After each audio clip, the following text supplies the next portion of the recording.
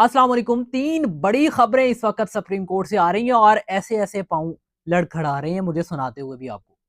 ये इमरान खान साहब के रिलेटेड हैं और इमरान खान साहब को इस वक्त कौन कौन सी मुश्किलात हैं और क्या क्या उनके केसेस लगने जा रहे हैं, ये सारी बातें आज डिस्कस करनी है आपके साथ कि आखिर धमाके क्या हुए हैं सुप्रीम कोर्ट में। और उसके अलावा जो इंसाने दहशतगर्दी अदालत की जानिब से खबर आई और इमरान खान साहब की दो बड़ी विकटें गिरा दी गई हैं, वो दो बड़ी विकेटें कैसे गिरी हैं, क्या मामला बना है, वो भी आपके सामने रखना है। और उसके अलावा इमरान खान साहब के बेटों का बड़ा चर्चा था, जो नूली की कहती थी कि उनको जब भी वो पाकिस्तान आना चाहे वीजा मिलेगा, वो आए पाकिस्तान, जब आना चाहे उनका अपना पाकिस्तान, उनके भाव का पाकिस्तान।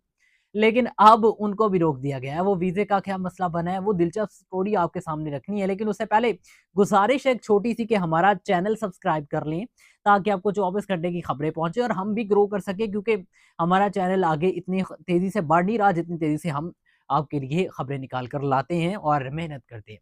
तो खैर, सुप्रीम कोर्ट ने अपना फैसला सुना दिया इमरान खान साहब के रिलेटेड। उनकी जो ये ताना कि उनसे मुलाकात करवा दी जाए, मुलाकात करवा दी जाए, ये बेसिकली उसकी इस्तदा मुस्तरद कर दी गई है सुप्रीम कोर्ट की जानिब से।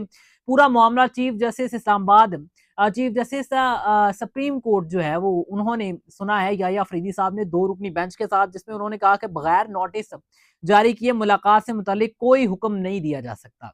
यानी पहले हम नोटिस जारी करेंगे जेल को, जेल के हकाम को कि वो मुलाकात करवाएं, फिर उसके बाद जो है वो ये कर लेंगे। हालांकि आपको पता है और सबको पता है, ये चीफ जस्टिस अकेले को नहीं बल्कि सबको पता है, इमरान खान साहब से मुलाकात नहीं करवाई जा रही। लेकिन उसके बावजूद भी उनका, चूंकि बड़े ओहदेदार हैं और सुप्रीम कोर्ट के एक जज हैं, तो चीफ जस्टिस हैं, तो फिर उनका फैसला जो है वो सराहकों पे। खैर, उन्होंने कहा कि पहले दरख्वास्त के काबिल समात होने के एतराज़ की रुकावट को अबूर करना होगा। उन्होंने कहा कि ये जी 2023 से ये जो है मामला लटका हुआ है कि मुलाकात नहीं करवाई जाती, तब की ये दी हुई हैं दरख्वास्तें। अब चूंकि वो सुनी नहीं जा रही थी कि इमरान खान साहब से मुतालिक जो है वो कुछ सुना जाए, वहाँ पे केसेस जो है वो भी पेंडिंग चले जाते थे, मुलतवी हो जाती थी और दरख्वास्तें मुलतवी हो जाती थी। मतलब बहुत कुछ जो है वो आपके सामने ही है सबके। तो उसके बावजूद भी वो कहते हैं कि अब तो ये काबिल एतराज़ जो है वो है भी या नहीं, ये देखना होगा पहले। हालाँकि सबको पता है, मैं बार-बार कह रहा हूँ कि वहाँ पे इमरान खान साहब की मुलाकात नहीं करवाई जा रही। वो चाहे मुक़तदरा हो, वो चाहे अदालतें हों, सब जानते हैं क्या मामला चल रहा है। लेकिन उसके बावजूद भी थोड़ा-सा शायद पतली गली से निकलने की कोशिश की है। मेरी क्या मजाल में ये अल्फ़ाज़ कर रहा हूँ, बहुत सारे सहाफ़ी ये कह रहे हैं। तो उसके अलावा अदालत के ख़्याल में ये केस गैर मौसर हो चुका है। 24 अगस्त 2023 का एक हुक्मनामा है, जो पहले से मौजूद है, जिसके खिलाफ जो है वो ये केस लाया गया। सुप्रीम कोर्ट ने इमरान खान की जेल में मौजूदा हालत और उन्हें दी गई सहूलियात से मुताल्लिक जो है वो भी रिपोर्ट तलब कर ली है। उन्होंने कहा कि सबसे पहले जो उनकी सहूलियात हैं, उन्हें दी गई हैं, वो तो दे दी जाए हमें और वो पता चल सके कि उनको सहूलियात मुयस्सर भी हैं, यानी वो रिपोर्ट सारी की सारी जो है वो सुप्रीम कोर्ट में जमा करवाएँ। हालाँकि पहले भी कई बार कई जजेस माँग चुके हैं कि ज़रा बता तो दिया जाए कि वहाँ पे दिया क्या जा रहा है, लेकिन वो जो जिन्होंने लेके आना होता है वो शायद वो जो अदालत है उससे भारी हैं। वो शायद अदालत से बाहर है या वो अदालत से ज़्यादा ताकतवर है, वो लेके नहीं आते।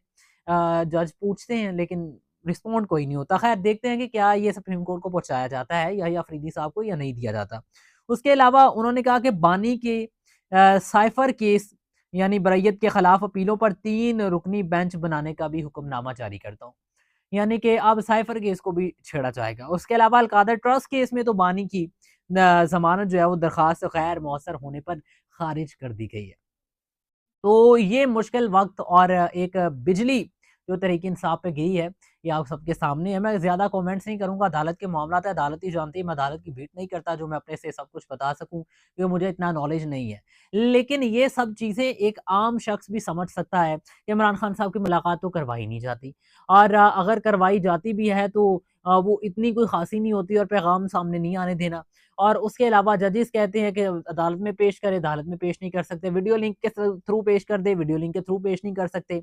यानी कि ये सब चीज़ें तो चलती हैं, फिर उनकी बीमारी का मसला भी है। अब तो ज़ाहिर-सी बात है कि उनकी मुलाकात ज़रूरी हो जानी चाहिए और करवानी भी चाहिए, लेकिन अभी भी वो ये मामला लटक रहा है।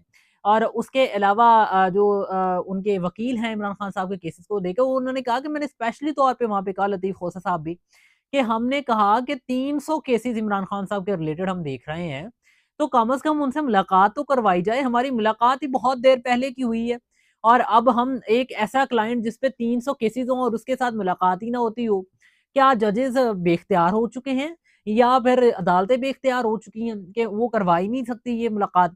तो खैर ये बड़े सवालिया निशान ये फैसले छोड़ गए हैं, इनका जवाब तो अदालत को देना चाहिए और उसके अलावा जो लेने वाले हैं वो सामने बेबस हो पड़े हैं। खैर उसके अलावा इंसदाद दहशतगर्दी अदालत ने इमरान खान साहब की 2 बड़ी विकेटें गिरा दी हैं। इसमें पीटीआई रहनुमा रऊफ हसन और अहमद वकास जंजुआ पर दहशतगर्दों से राब्ते का केस था। अब चूँकि पहले इमरान खान साहब को बुरी खबरें पीटीआई को मिल गई हैं इमरान खान साहब से रिलेटेड, उनसे मुलाकात का होना या ना होना, साइफर केस को छेड़ना, फिर आगे फर्दर चीज़ें।